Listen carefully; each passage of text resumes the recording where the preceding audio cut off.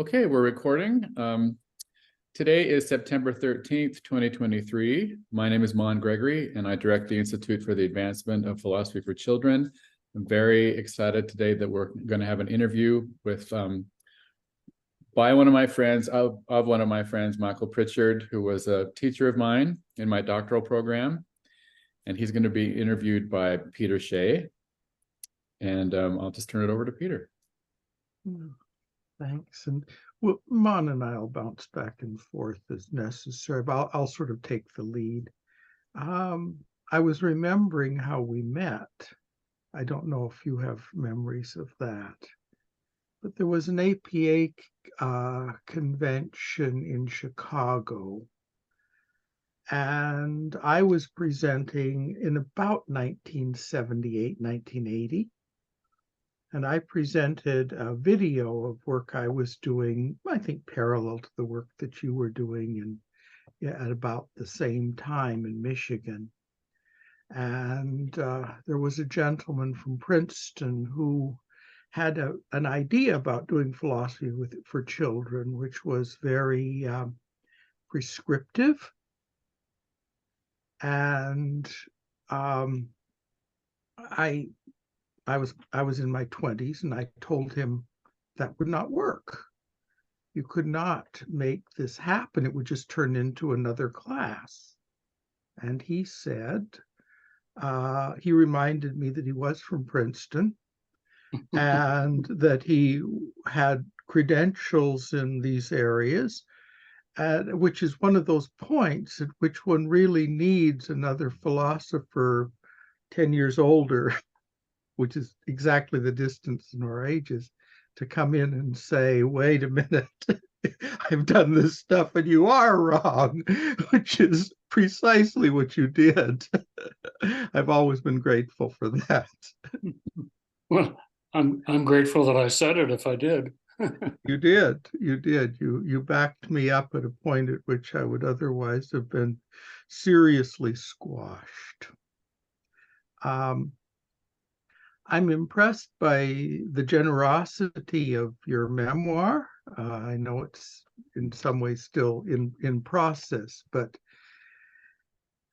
much of what we would say today, or would do today, we don't have to do because the memoir's there, and people who are studying the history of philosophy for children will be able to refer to it.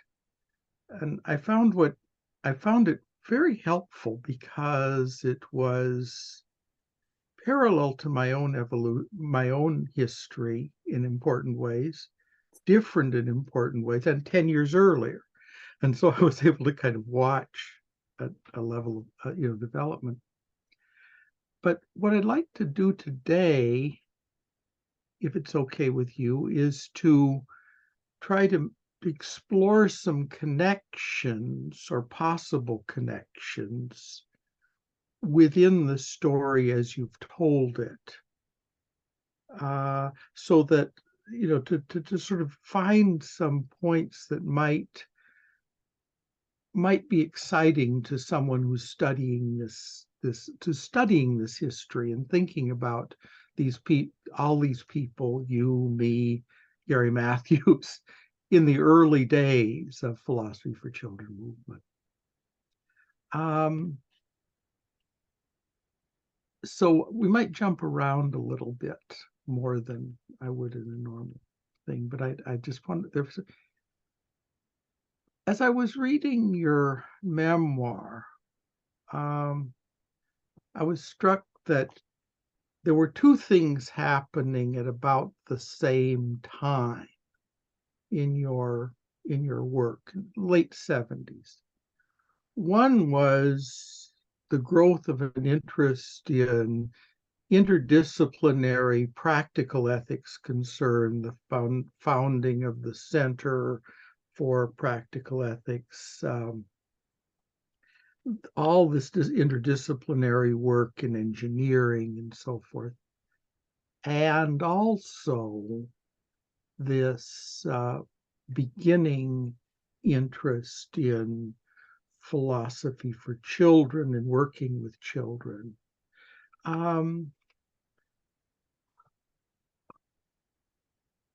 Were those on two different tracks for you? Two different things that were emerging at the same time?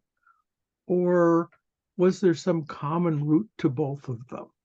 Because it was really kind of foundational work in professional ethics and foundational work in philosophy for children emerging at just roughly the same time. And I'm wondering how they connected for you.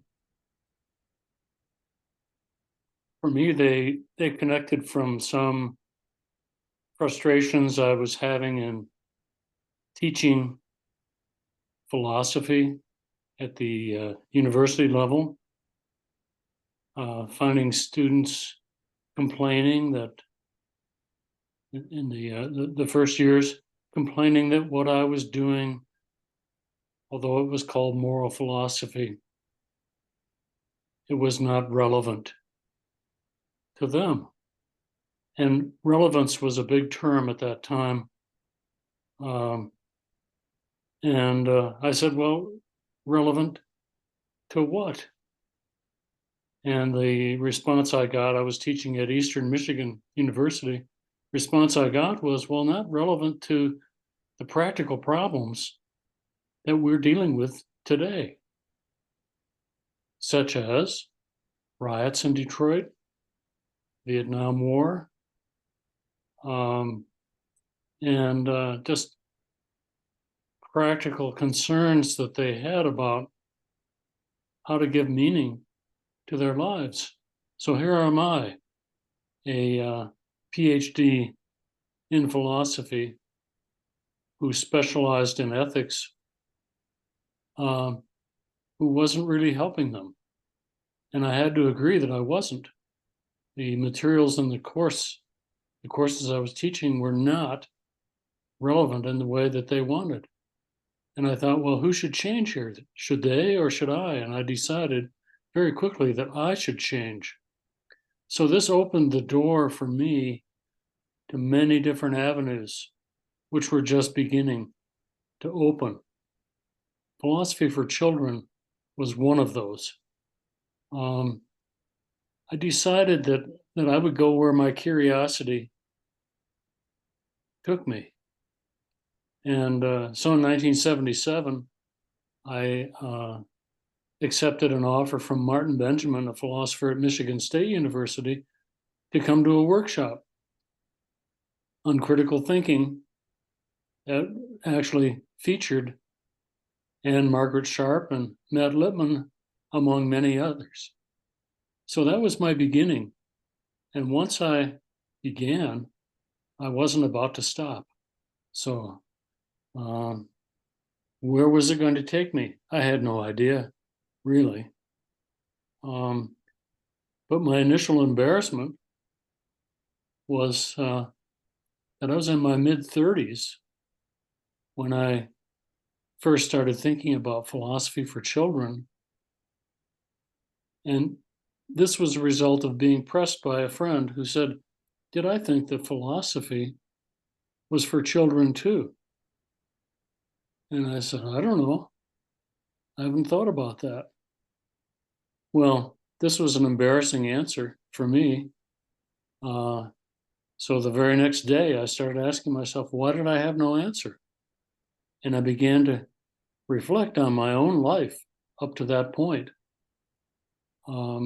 which it turns out was filled with philosophical curiosity, all outside of the school. And so here was a program being developed that was trying to bring philosophy into the schools. And I thought, this is something I should explore. So I went from there. That's a long answer to your short question.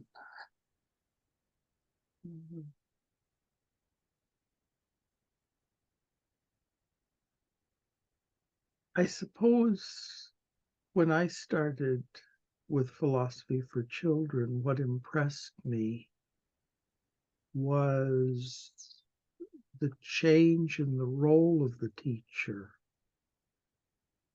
to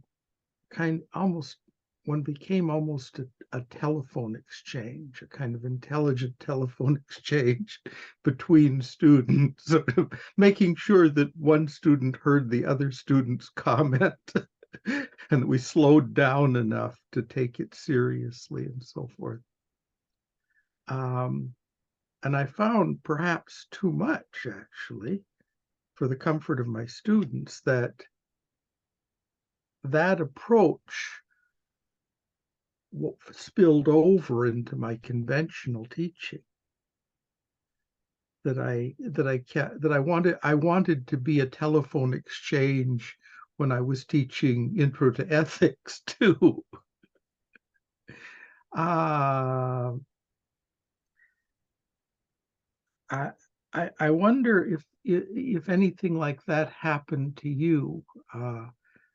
In other words, was the manner of your conventional teaching affected by this experience of a lively classroom of young people, all of whom had many things to say, and the main problem was slow them down, make sure they listen to each other, make sure that we don't lose any points. It's like I wanted that to be in my undergraduate classes too, and kept kind of fighting to make that the main thing. But I'm sure that I'm just asking: did you find your attitude towards normal undergraduate teaching shifting as you had this experience of philosophy with children? I think my explicit attitudes changed. I don't know to what extent my behavior changed. I tried to refrain from the very beginning from simply lecturing my students. But the trick was feeding the liveliness that I wanted to be there in the classroom. So when some students said what I was teaching them was not relevant, it wasn't so much that I thought I needed to change my method of dealing with the students as changing the content of what we would be discussing. I mean, I was to be the leader. That wasn't going to change. But what does a leader do? Does a leader dictate? I didn't ever want that. But I wanted a kind of spontaneity from the students that enabled them to connect with what I thought was important subject matter. But what I found was that I had better change the subject matter. And with that, I think changed my role and their role. I mean, when I began teaching in the area of business ethics, engineering ethics, and introduced the idea that children too had a place, significant place in philosophical discussions. This livened things up in very interesting ways. One of the lessons I think I learned very early is that if I were to teach well, I didn't have to have the last word. In fact, there would be no last word. Conversation would continue outside the classroom if I were doing what I thought I should be doing, so that the complaints from the students would not be, this isn't relevant to their lives, but rather the problems being posed and discussed in the classroom were their problems and my problems. And the last word would perhaps never come. And I think that's been rather characteristic of much of my philosophical life. I'm still asking some of the basic questions now in my 82nd year that I was asking when I was 4. Amazing. I think I know more now than I knew then, but do I have better answers to some of the questions that I was posing even at age 4 about who am I? What are other people like? To what extent can we know one another's perspectives on things? And so on. Philosophical questions for me are enduring questions, and the answers that I find myself wrestling with and taking seriously are almost never the last answers that I expect to have. I mean, there will be a last time sometime. I hope not soon, but the questions retain their livelihood for me now, as they did for me as a child. And my childhood was featured, as I say in my current reflections. My philosophical thinking was largely confined to what was happening outside the classroom, because the philosophical curiosity that I had was not rewarded in the classroom, in discussions in the class. But they should have been given some attention, I think.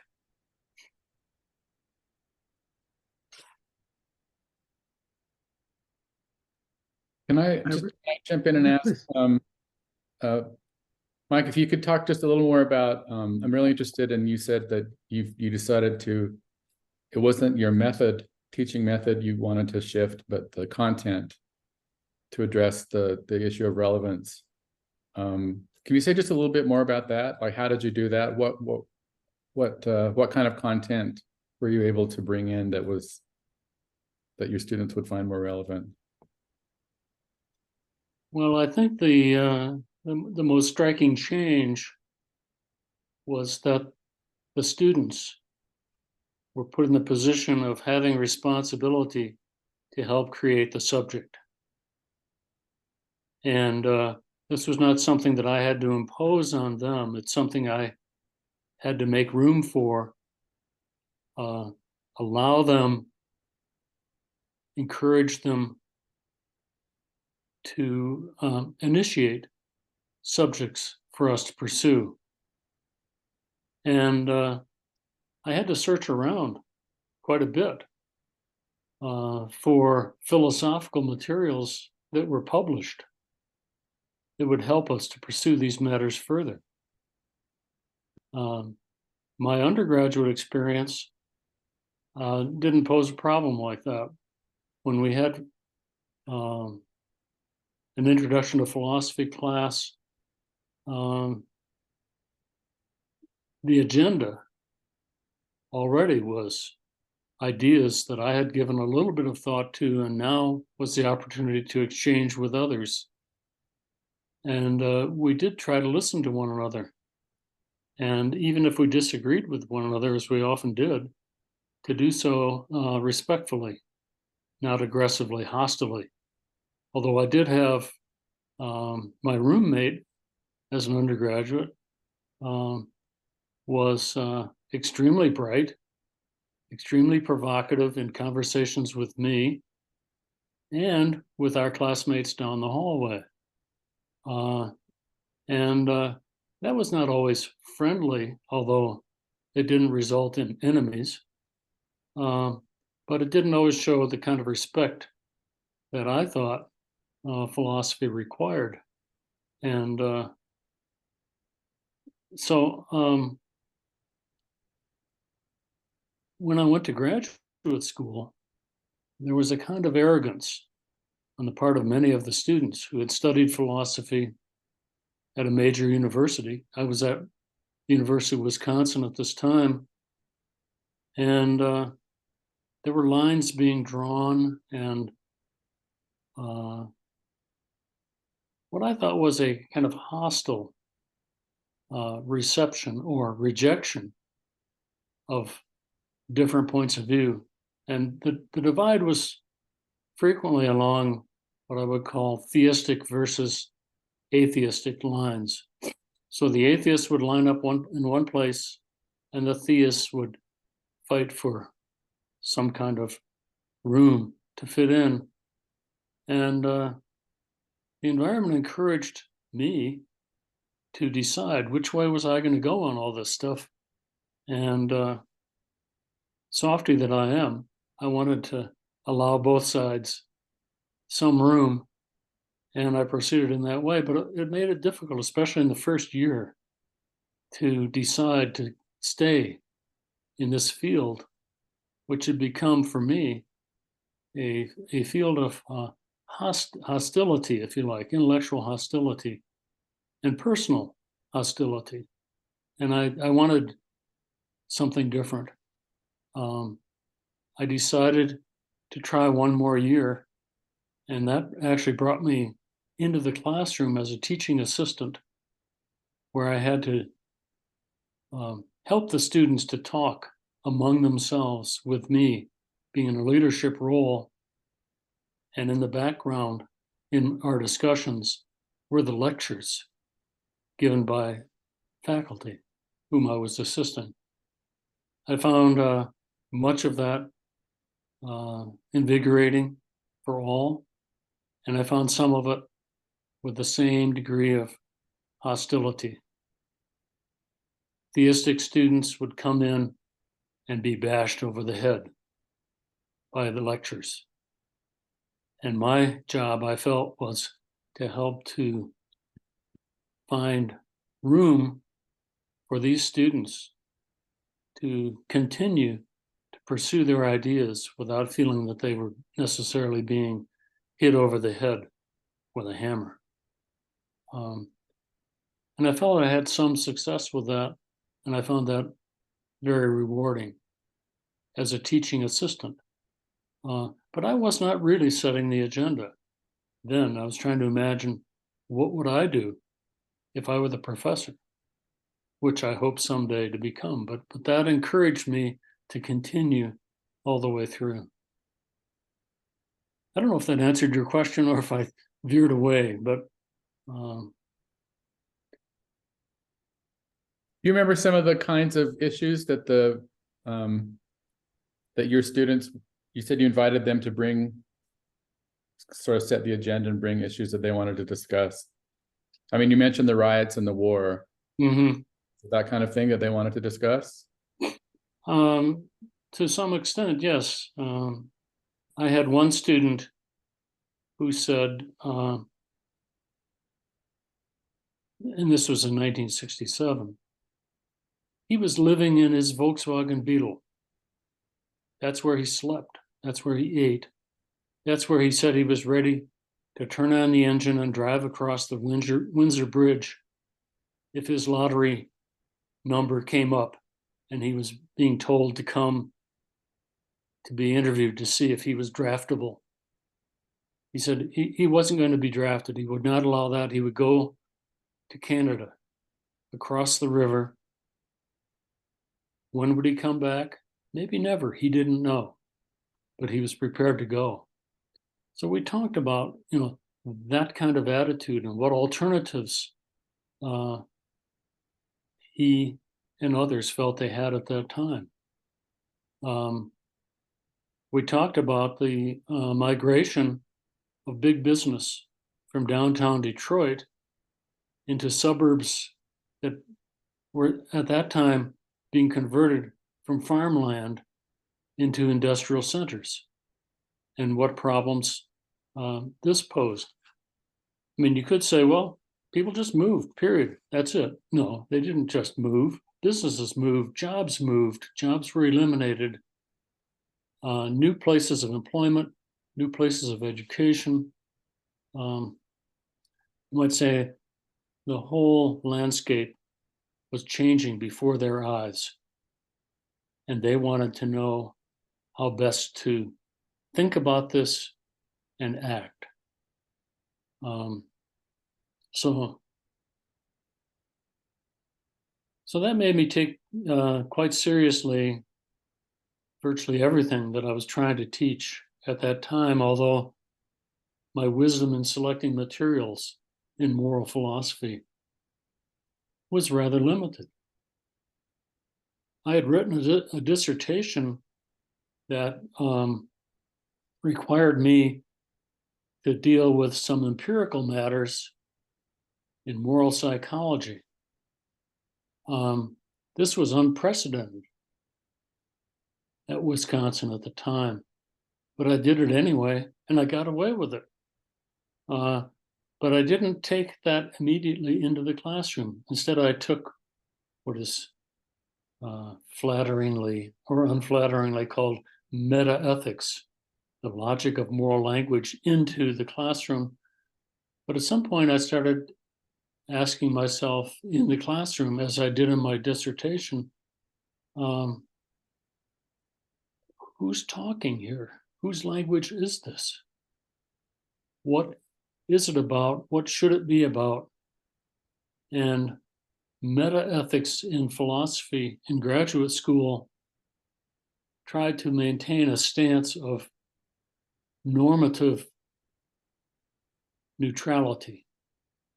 That is, we can talk about the talk of ethics without really engaging in real ethical reflection. My students sensed that, and they also thought that they were entitled to more than that in a course dealing with ethics. So I turned to political philosophy, another area that I was interested in, and there the neutrality thesis didn't work very well, which was good. It pushed me away from the distancing from the actual practical discourse that students wanted to engage in, to talking about these problems as our problems, our society, our Detroit area, our Michigan area, our United States and Vietnam area, and so on. And it was about this time that I didn't invent this ethics and engineering stuff. I was given an opportunity to go to Chicago for 2 weeks to meet with actual engineering faculty and other people like myself who were struggling to figure out how to teach ethics. And one of the first things that we all had to learn was how to talk with one another. The engineers wanting to talk as engineers, the philosophers knowing not how to talk like an engineer, but thinking that at least they ought to know how to talk about ethics. And the engineers saying they don't know anything about ethics. And well, they did. They knew a lot about it. And the key avenue in that 2 weeks that we met was to talk about case studies, actual events in the world, and what issues surrounded them and were kind of embedded in them. There were a number of disasters that could be talked about, and we did. I went back to my university, told a couple of engineering faculty that I had met where I had been, what I had done. And they said, oh, well, come into my class. And whoops, now I have to put my money where my mouth should be. I don't know. Anyway, so I did that, and it just evolved from there in ethics and engineering, so that within a couple of years, we had a whole course in philosophy, listed in philosophy, dealing with ethics and engineering.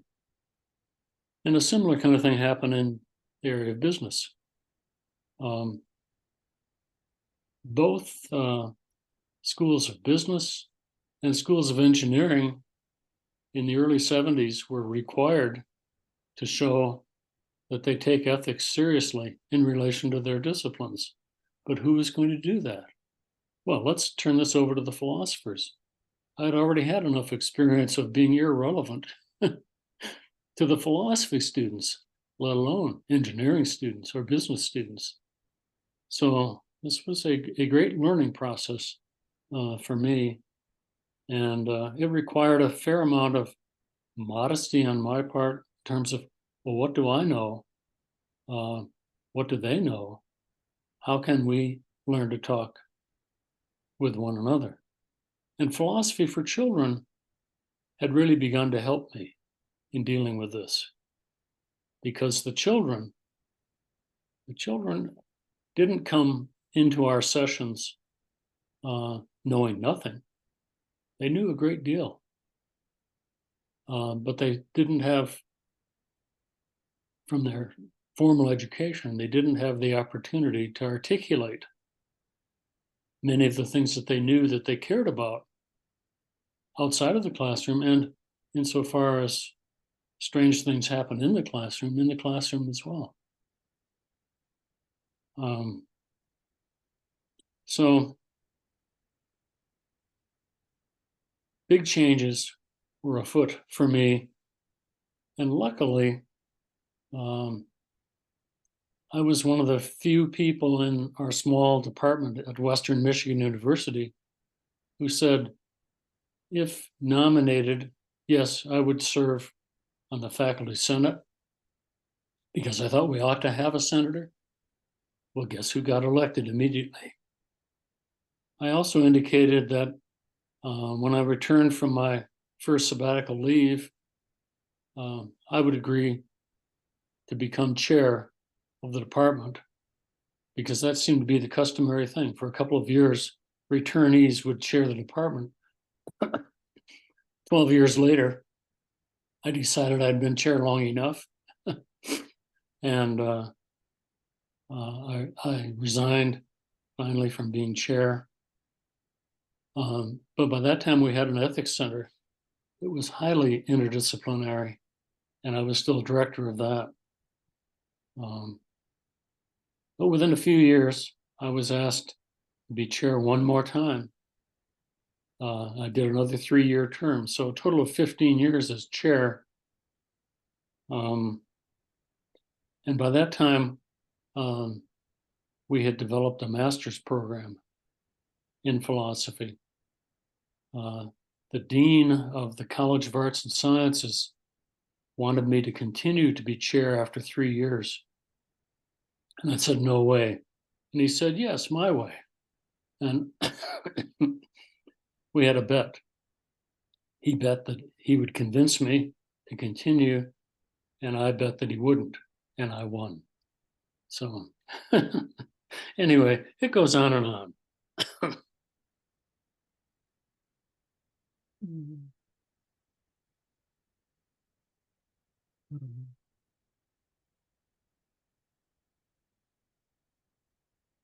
I remember how exciting it was.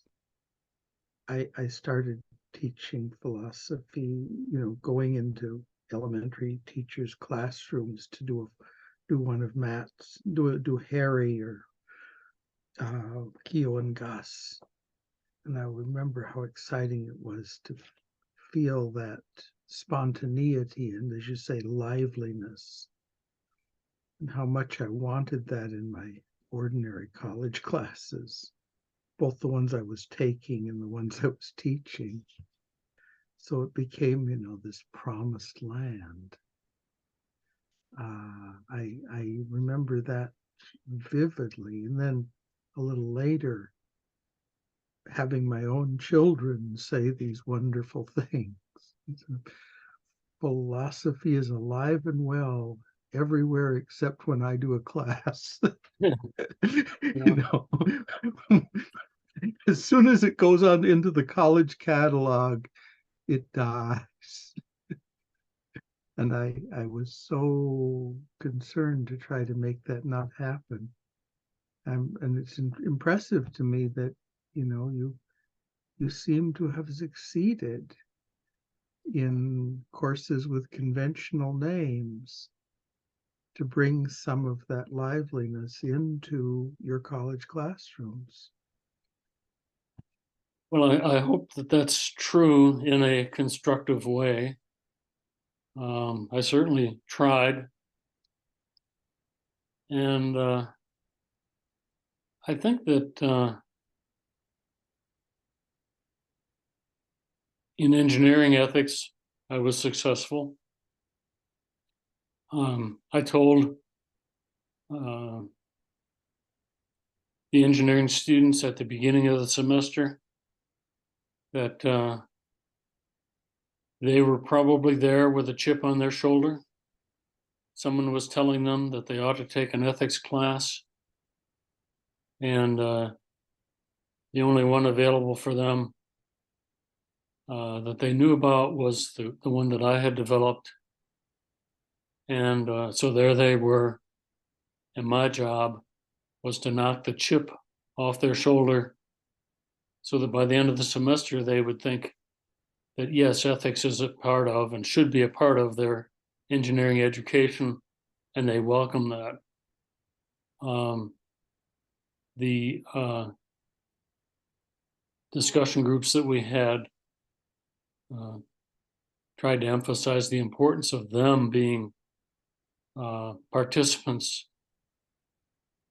as much leaders in the discussion as the instructor, myself, or my teaching assistant. So I think that worked pretty well.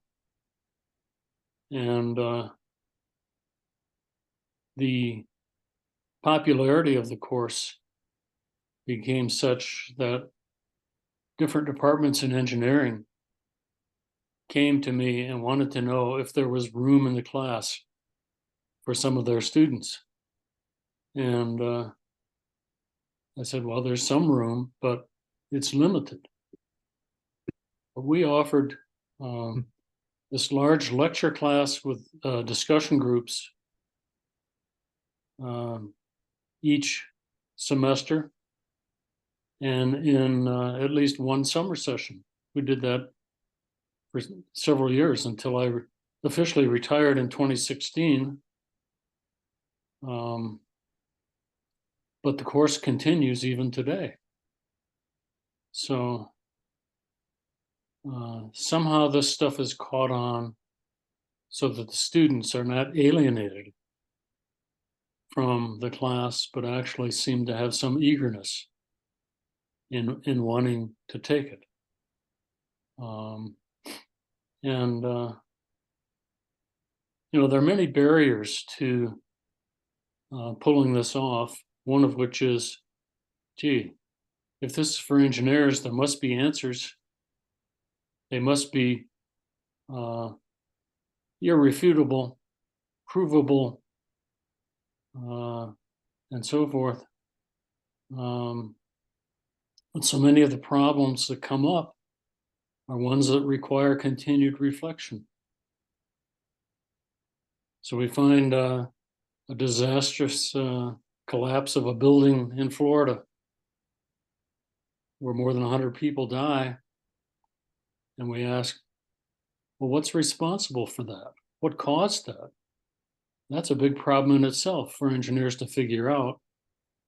But then whose responsibility is it to try to come up with alternatives to what brought about this disaster? We're still working on this. The problems, the ethical problems of engineering look backward to determine causes and responsibility, and they look forward with questions about, well, now what and who? Who is to do this? And if the engineers just step aside and say, I didn't cause it, it's not my responsibility looking back, and it's not my job now to make corrections. That's somebody else's job. Well, if engineers all backed away in this way, where would we be? Worse. than we are right now, which is not a perfect position, obviously. So engineers, I think, are much more alert in explicit ways to the ethical challenges that have faced them and will continue to face them. And there are problems for those who aren't engineers as well, because the engineers are not necessarily, or maybe necessarily are not as engineers, the CEOs of large corporations, the legislators who are trying to figure out what kinds of measures behind safety there should be and who should enforce them and so forth. I mean, the actors are all over the place, as they should be. The technology will not just walk away. Well, or if it does, so will we. Mhm. I wonder if, Good. talk about, do you think that your experience and your expertise in moral philosophy and in professional ethics informed in a unique way the work you did with children? Like, would you're doing philosophy for children be different from Peters or Meyer, somebody else doing philosophy for children, given your background in moral philosophy?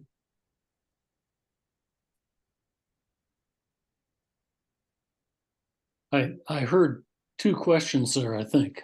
Okay. One question is my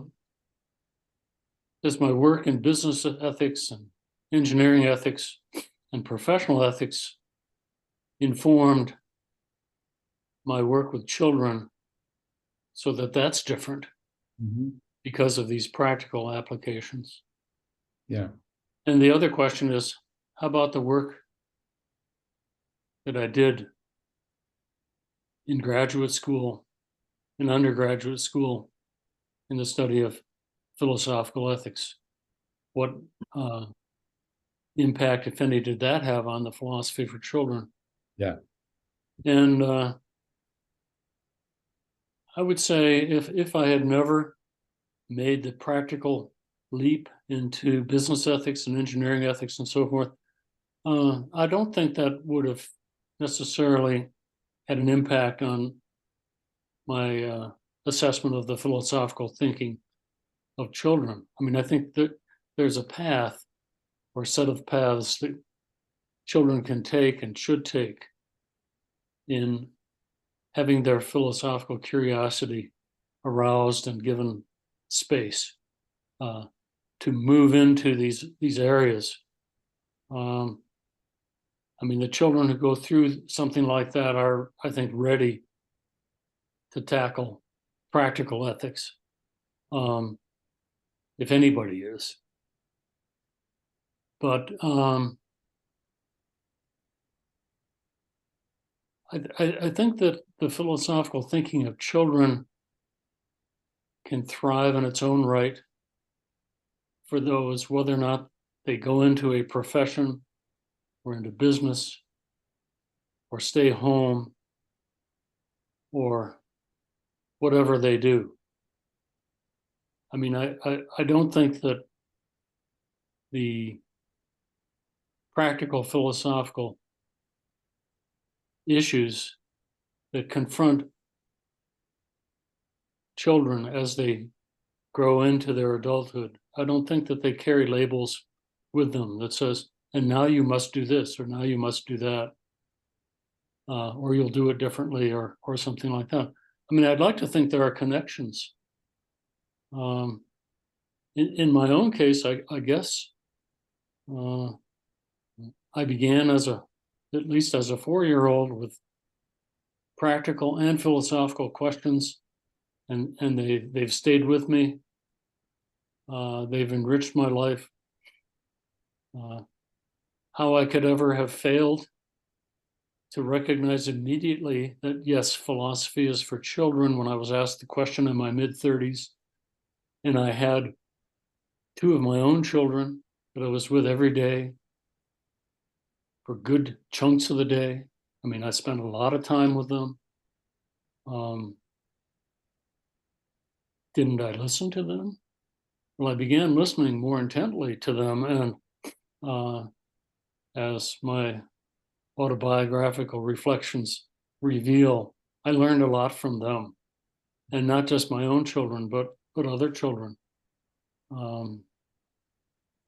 And how different would my life have been if I had not majored in philosophy as an undergraduate and gone on to graduate school to study philosophy? How different would my life have been? Well, quite different, I'm sure, but I can't believe that philosophy would have vacated me. I mean, how could it? How could it? Did that make me a better person? I hope so. Did it make me a worse person? I hope not. But yeah, I guess I think that for me, looking forward at any point, I could not have anticipated the different paths that I took. Looking back and trying to make sense out of these earlier phases, it somehow all makes sense. And in good ways, I think. So it's hard to plan forward, and maybe one should be not over determined in trying to figure out what the future will be like. But as it unfolds, hopefully it makes sense, good sense. And I could have gone into psychology. I could have gone into law. I could not have gone into the military. I mean, that was not for me. That was very clear, but I had many different options. Could I have gone into business? Well, my brother did. My older brother went into business, went into computer science. He's the one that prodded me early on philosophically, and for all of his life, insofar as we had discussions, they were quite philosophical. I thought, gee, Pete, you should have studied philosophy. Well, maybe he should have or could have. I mean, I know he could have, but he didn't need to in order to engage in meaningful philosophical thinking, and he could not have lived his life without it. So these are things to be thankful for, I think. It would have been good, I think, had philosophy been given a kind of a legitimate role in my formal education before I went to college. I sneaked it in after school. Some of the sneaking in involved reflecting on what had or had not taken place in the classroom. So one of the things I discovered in my 9th grade history book was, I mean, it was very tiny print and 500 pages, pictures and stories and all of this kind of stuff. But anyway, somewhere in there on the left-hand page, all in bold print, was "Time does not march on, time is." No comments on that page. The adjacent page was absolutely blank. No one was encouraged to say anything about those 2 pages in that history class. But I still think about it. And I still wonder what it means, what it meant. Does it make sense? What would it be for time to march on? What does it mean to say, no, no, no, it just is? Well, that's philosophical. It sneaked into that book somehow. Maybe it captures what good history books are supposed to capture about the passage of time and its significance. I don't know. But it not being discussed in class at any time in the 9th grade history. Instead, we return to the boring stories, exciting stories, lively pictures, so forth. I mean, we plodded on in that course, but that's what I still remember from decades and decades ago. Interesting for me.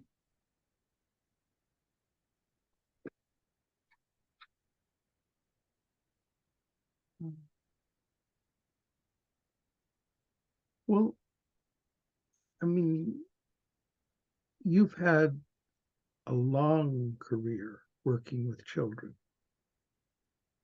And I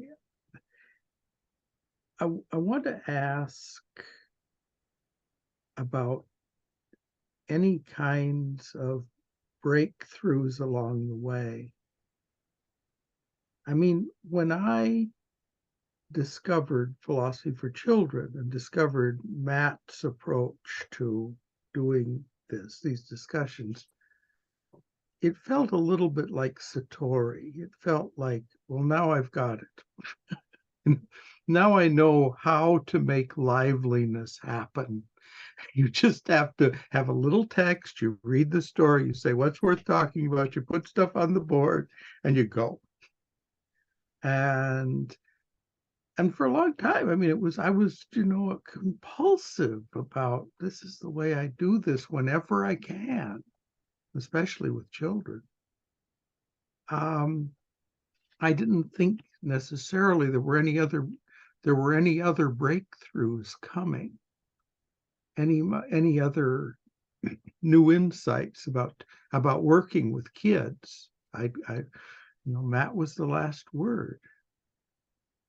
And then I found some, and I'm wondering if you found some as you worked with children for decades and worked with your own kids over, their growing up. If your strategies have changed, if the things that felt solid to you have changed, how you might understand your history of development once you happened on to this idea of pulling the teacher back from the sort of standard professorial role and making space for the children to say what they had to say. How did that work for you? Well, my first effort to get some of Matt's stuff in the classroom was to go to my daughter's middle school teacher and hold up Harry Stottlemyre's Discovery and say, this is pretty interesting stuff. And I told her a little bit about it. And I said, how would you like to try to do some of this with your students? And she said, yeah, it looks pretty interesting, Mike, but I have a very, very full agenda already. And I really don't have time to do this, but maybe you would like to come into my classroom and meet with some students over in the corner once a week and talk with them. Well, this was a challenge. I didn't know what would happen. But I reluctantly said, okay, I'll try. And that's when everything exploded, because as soon as I shared a little bit of Harry Stottlemyre's discovery with this group of students, they just all started talking, talk. And I thought, I'm finding it difficult to follow all this stuff. But then when I'd tune into what was happening in one part of this small group, they'd be talking constructively about some aspect of Harry. And then I'd turn to another group. Well, they all were kind of on topic. But what was the topic? And where was I going to fit in? Well, I tried to figure out ways of dealing with this commotion. And we decided that, gee, maybe if we tape recorded these sessions, that would help. And the parents and the kids all said, yeah, that's a good idea. So that's when I started tape recording, and I discovered that it was no problem getting them talking. The problem was getting them to stop talking so that we could move on to something else. Well, we spent meeting once a week, starting in October and finishing in June.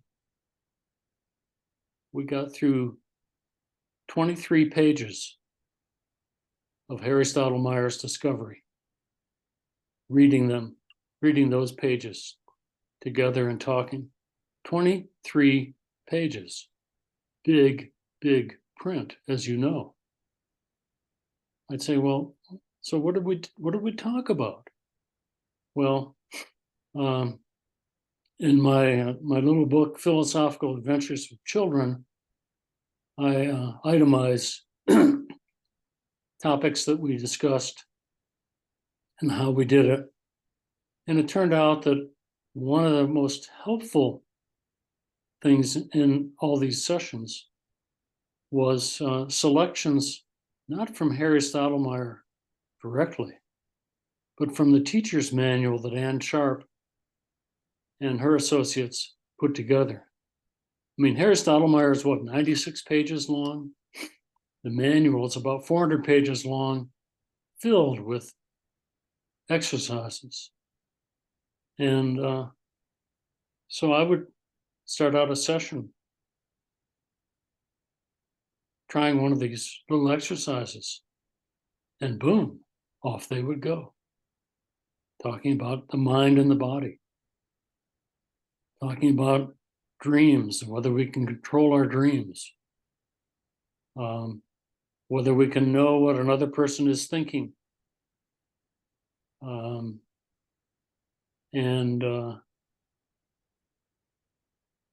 whether we can come up with good rules for when we can go from one statement to its reverse, and so on. I mean, the number of possibilities were virtually endless.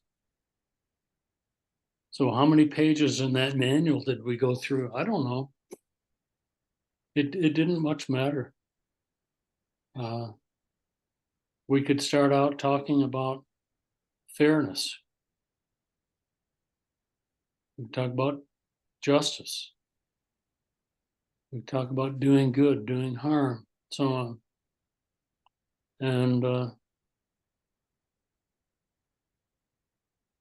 I I didn't just go along for the ride, but I sometimes had to work pretty hard to get a word in edgewise, because they were talking to and with one another. And they were developing what Ann Sharp and others called a community of inquiry, thinking together, not alone. And they came to want to think together, to be accountable to one another, to give reasons for what they were saying, and to anticipate responses from others. And once in a while, there would be a student, one in particular, his name is Jeff, who would say, what's the answer Mr. Pritchard, what is the answer? Tell us the answer. And then I would have to figure out how to convince them it was their job and not mine to try to come up with answers. And most of them said, yeah, that's what we're here for. We're here to come up with our own ideas and to defend them and support them and change our minds if somebody else has something that seems better to say. So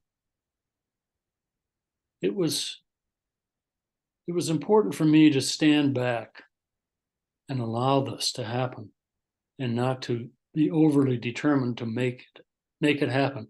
It was going to happen if I helped to set it up in the first place and then step back and let them do the thinking and talking.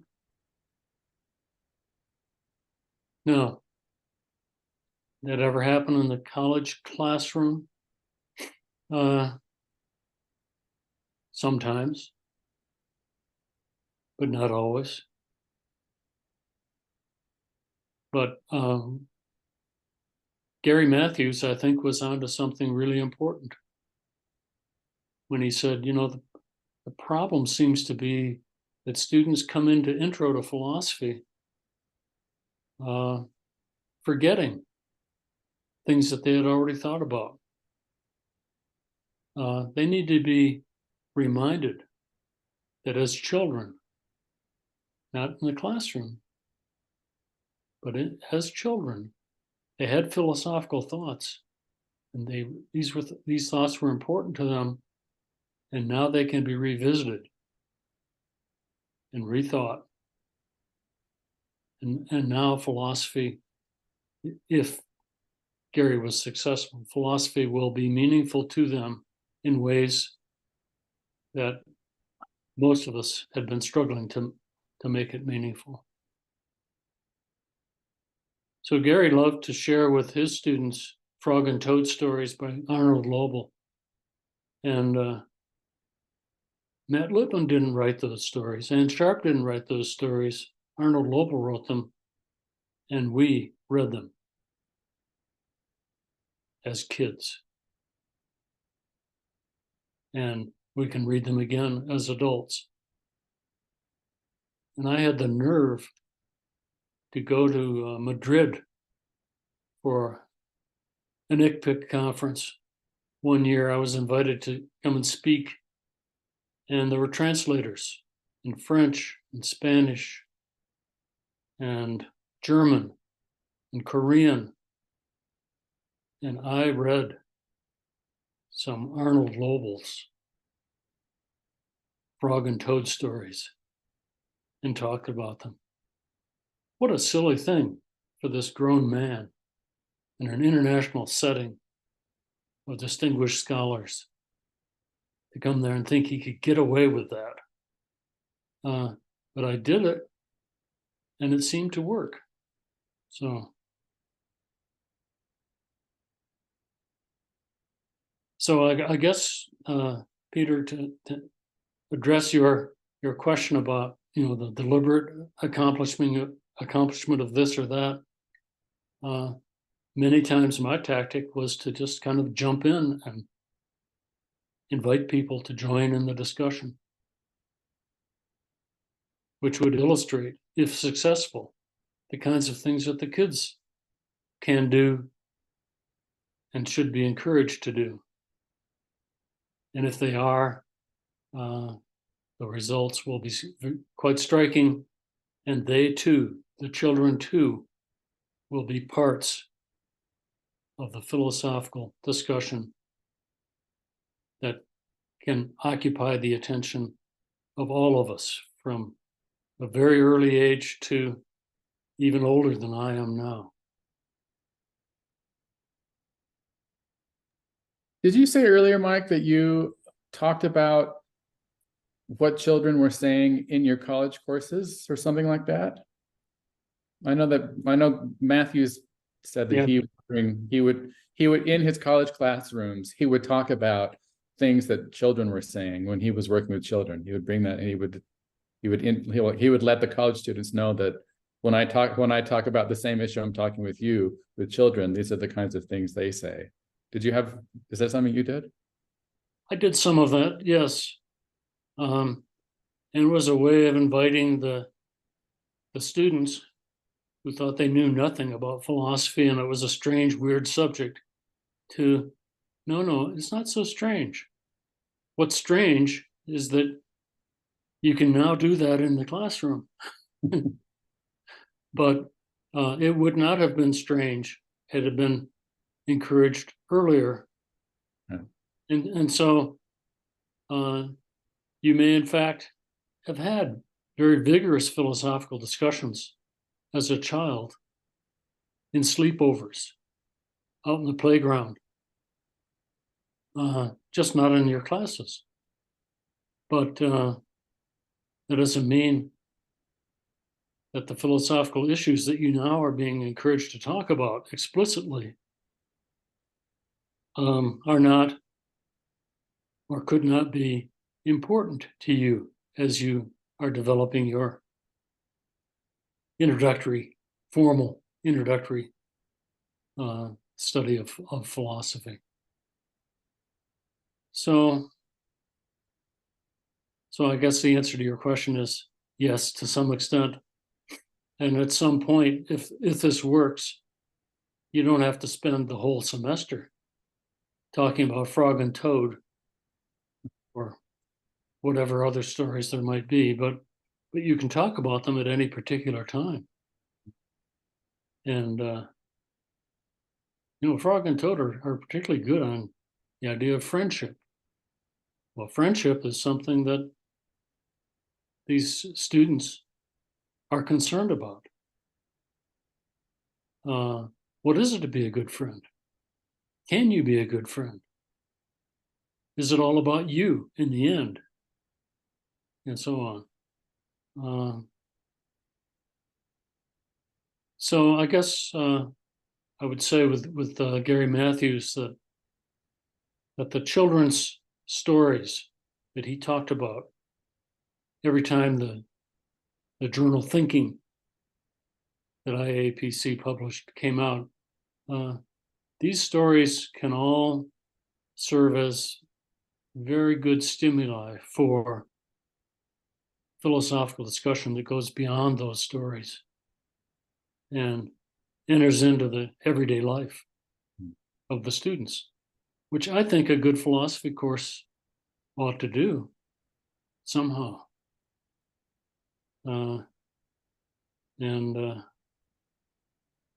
By the way, a highlight for me was going to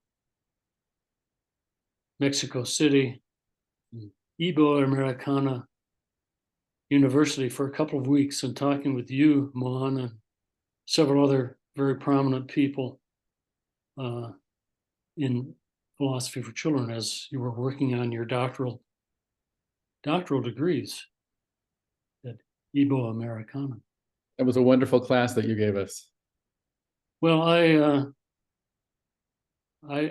think I learned a lot from you folks, you and Walter and Gilbert and Christine and Eduardo. Yeah, we did Peter, we did so Mike flew down and spent 2 weeks with us, and it was long sessions, like all afternoon into the evening every day for 2 weeks.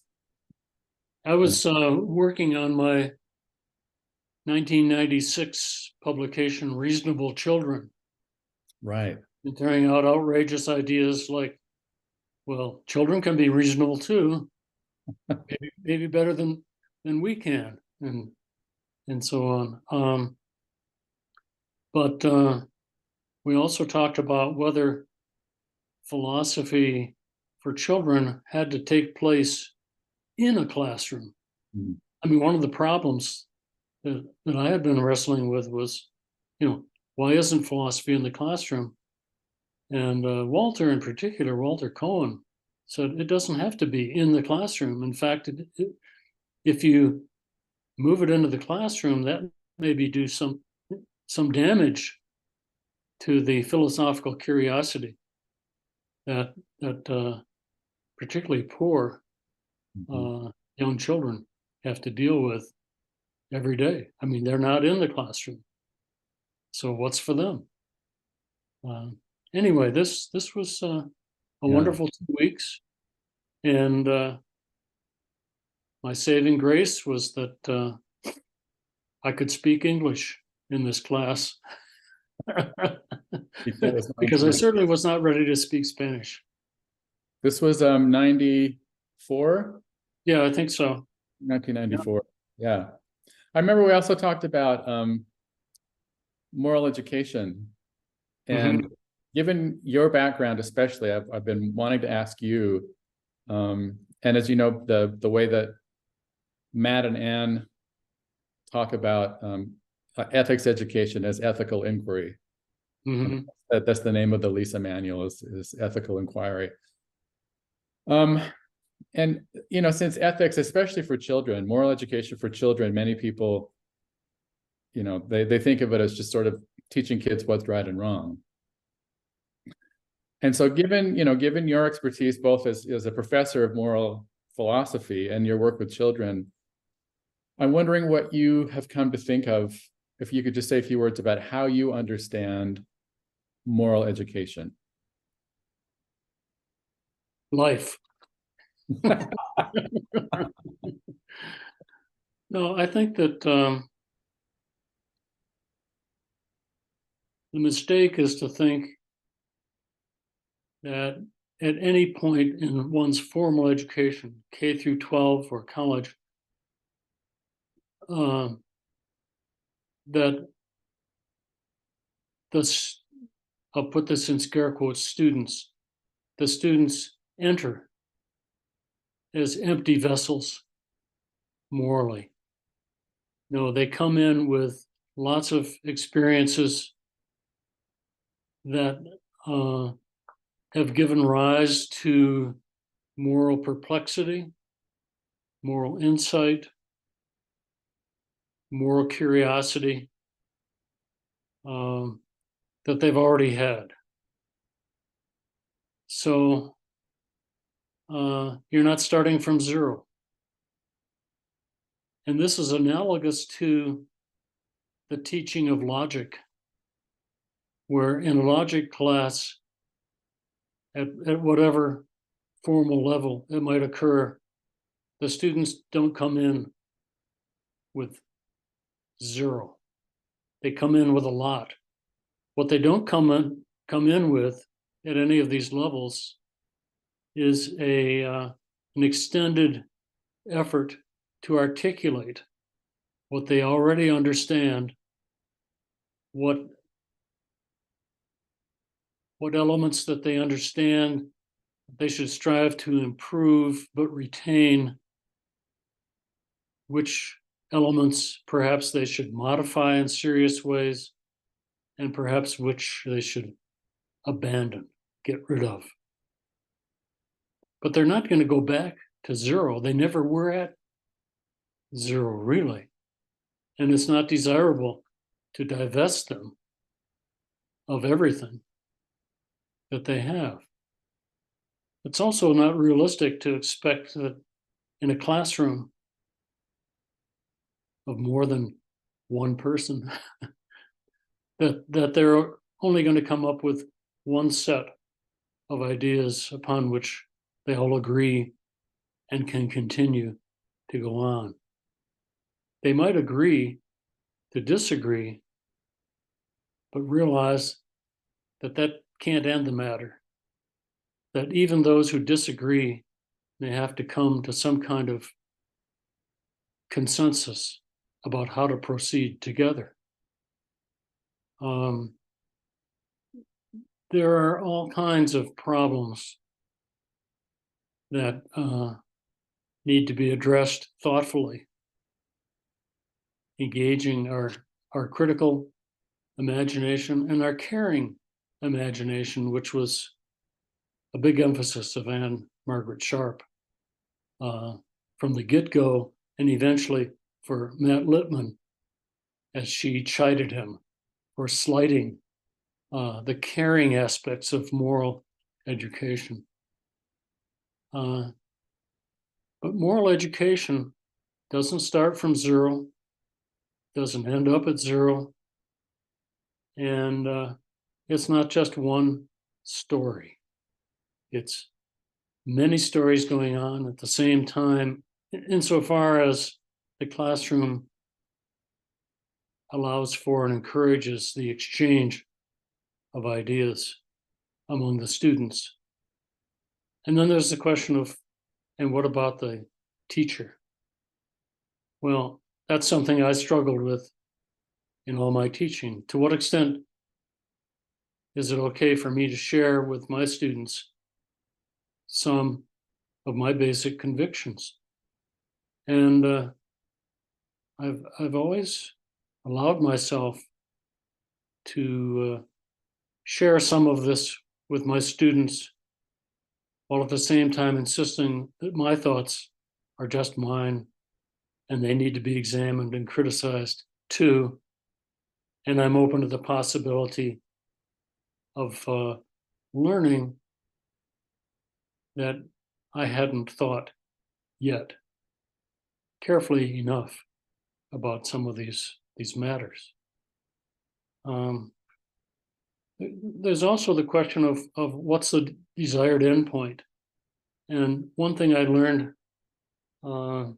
in talking with children, if we talk about fairness, is that for them, as for me, fairness is an extremely complex set of ideas, which sometimes are in tension with one another, as are all the virtues. I mean, honesty is a virtue, but should one always be honest?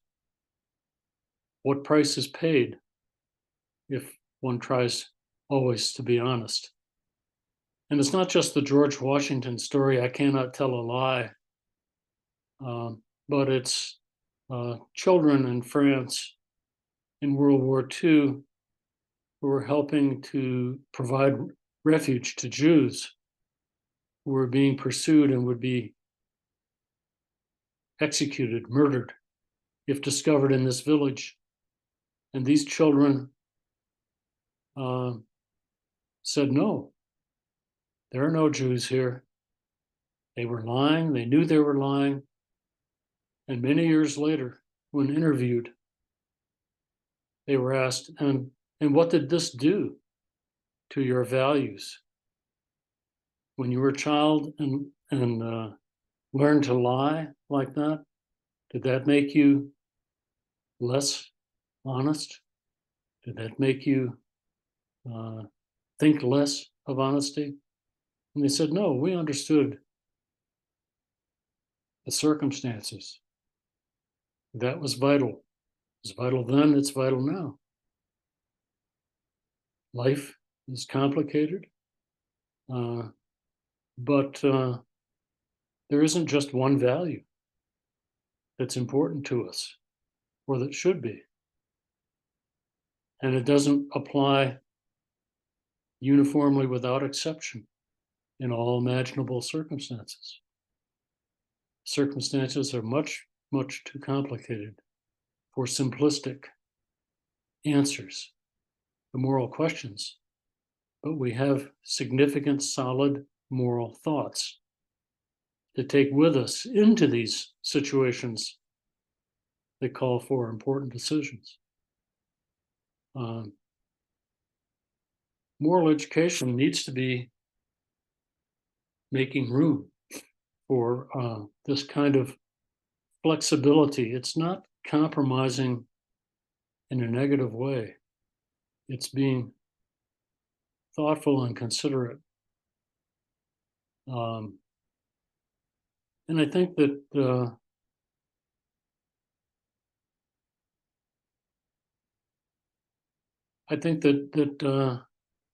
people like Cicely Bach,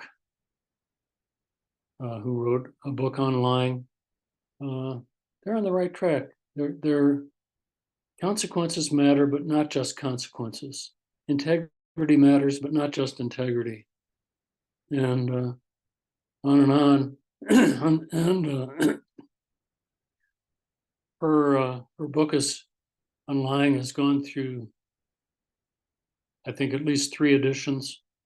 Her basic theses are still there, but she can't say what she needs to say in 5 pages. Nobody can. And I think it's good that they can't, that we can't. So yeah, I'm always revisiting these things. And someday I'll have the first and the last word about lying. Haha. Elaine says that I can't lie. Boy, if I fooled her.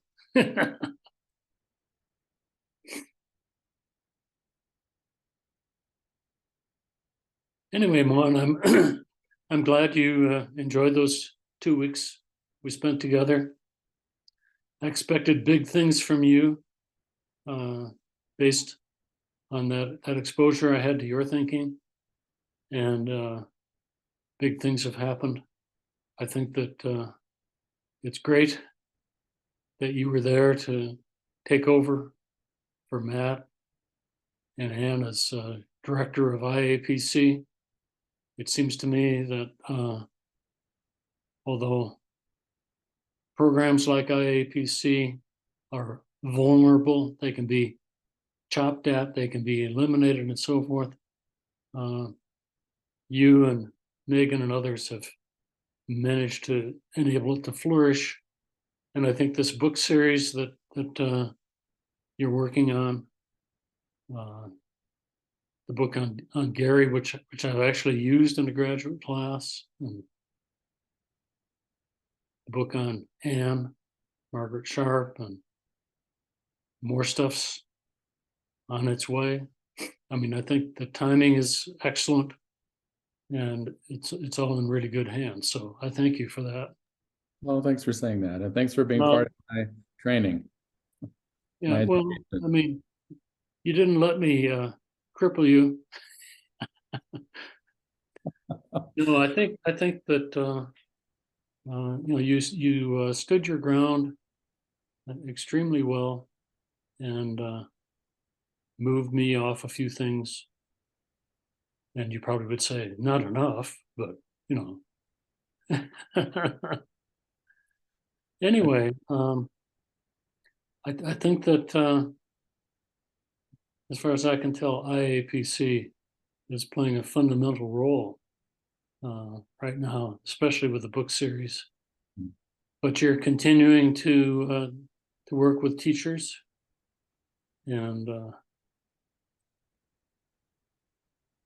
they have a lot to learn, which all can be put in a nutshell, right?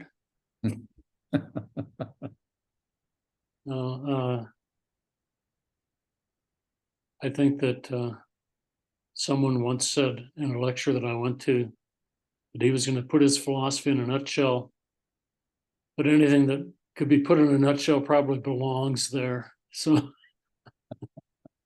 Good. Once you crack the nut, exciting things happen. Well, thanks very much. Peter, do you have a last couple of questions? Well, maybe given the time, just the last observation, unless you want to respond. I remember in your memoir that it was central to launching you as a philosopher that you had a fairly brief encounter with John Rawls. Mm-hmm. And that story of, a very brief meeting that then gave you a way of thinking about normative ethics that got you out of meta-ethics. And I mean, that's the picture I get from that story. And I think of then your meeting with Mon, which was also a brief meeting, not quite as brief, but and I think in a funny way of my own meeting with, well, Joseph Pieper, but also Elizabeth Anscombe at particular points. My old friend John Wallace is always says, quotes an Israeli friend saying, "What's important, John, is who meets." We have this idea that, we've got to have long semesters, but these chance meetings, these brief things, seem to be where a lot of the work gets done. And I appreciate your having sketched some of that in your memoir, and it sort of gets passed on, this ability to sort of pass on the leadership. Well, I think this illustrates for me what I was saying before, that I could not have predicted how things would go, let's say from age 4 to age 82. But looking back at age 82, at the things that did happen, the chance occurrences and so forth, I'm grateful that I was open to meeting people in a chance way and being able to make something of it. Today, we have opportunities to meet people through the internet, as we are right now. And the student, I think, is a beneficiary of this, because although they might be a student at Western Michigan University, they can interact meaningfully with people around the world, if only they take advantage of these opportunities. Now, if we shut our doors or our minds or whatever and say, don't contact me, that closes some doors.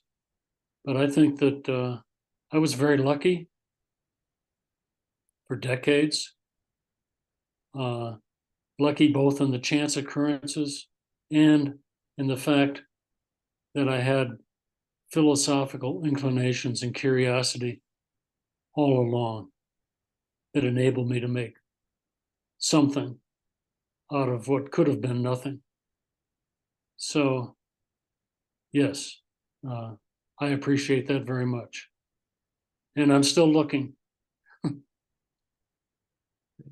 So keep up the good work, you folks. Yeah, it's an honor to get to talk to you, and especially, I must say that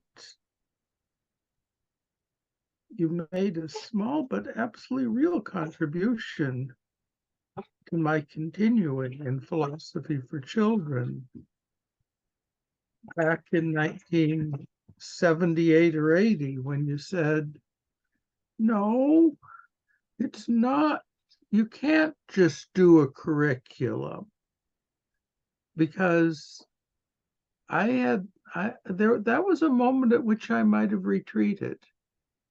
One doesn't know always what those moments, how powerful those moments are. I appreciate that. So I would say about Matt and Anne that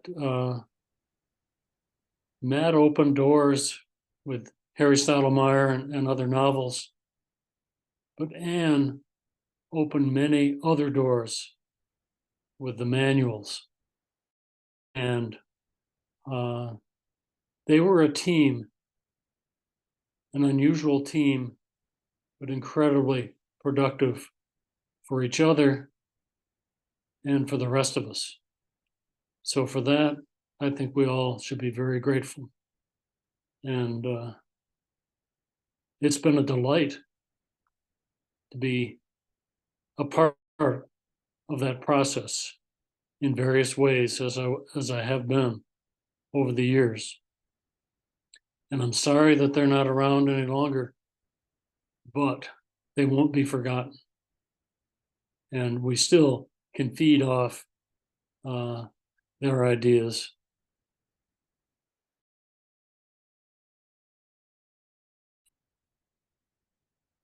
So thank you for giving me a chance to share some of my thoughts with you folks. I was a little nervous about this interview that Peter or Amon or Megan, who unfortunately couldn't be here, would ask me one of those questions that called on my memory beyond its capacity.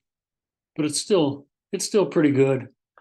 And I appreciate the fact that you looked at least some of the stuff that I had the nerve to send you that I'm working on now. You could have ignored that. I'm writing this for whom? I don't know, for my family. Maybe someday I'll want to publish some version of this. But I don't know that there'll be an audience of greater than one. But I'm the one. So there I go. Well, you've got two more here at least, Mike. And I just want to say on the record that whatever happens with this wonderful memoir that you're working on now, we will want it in the IAPC archives. We want it to be part of our historical record. So if it's published, that makes it easy. But if it's not, then we still want it. So please keep us informed. I'll still have the nerve to send it unpublished. And you can do with it what you will. Well, It's been a great honor and privilege for me to have been welcomed into the Philosophy for Children network.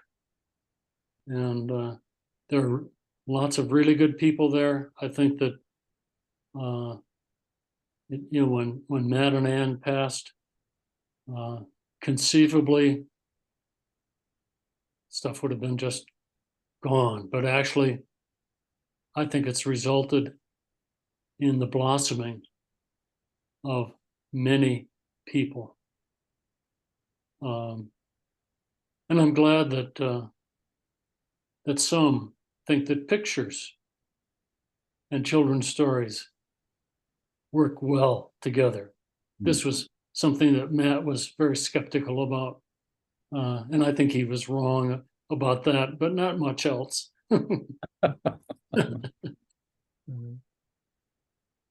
Right. Well, just one last thing. You suggest that the memoir might not have a readership, and I may not have a large readership, but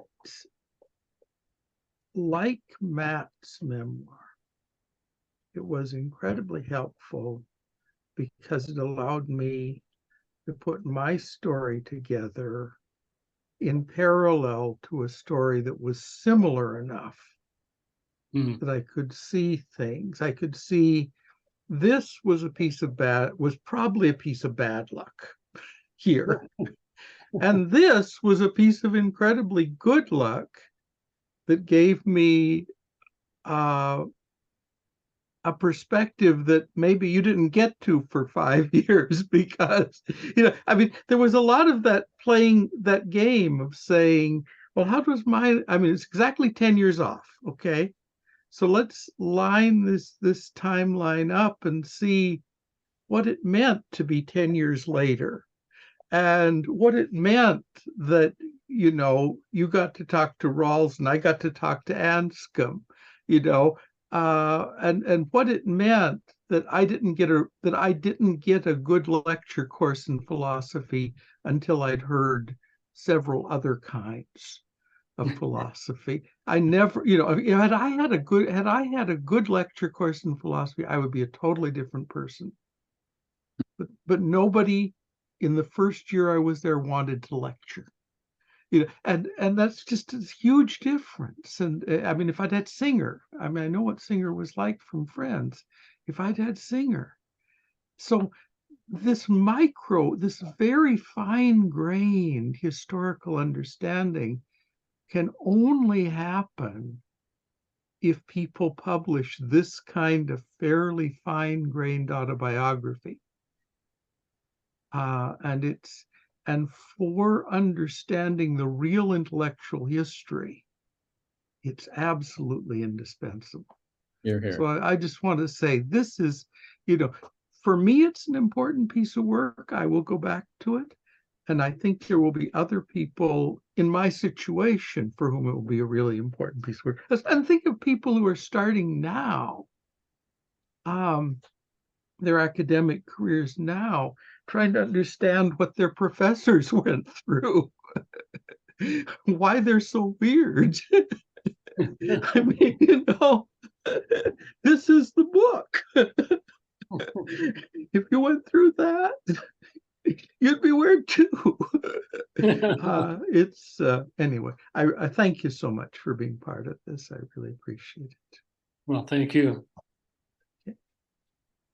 All right, and we'll look forward to talking again soon. Okay. Take All right. care. Thank you both. Bye-bye. Thank you. Bye. Bye-bye.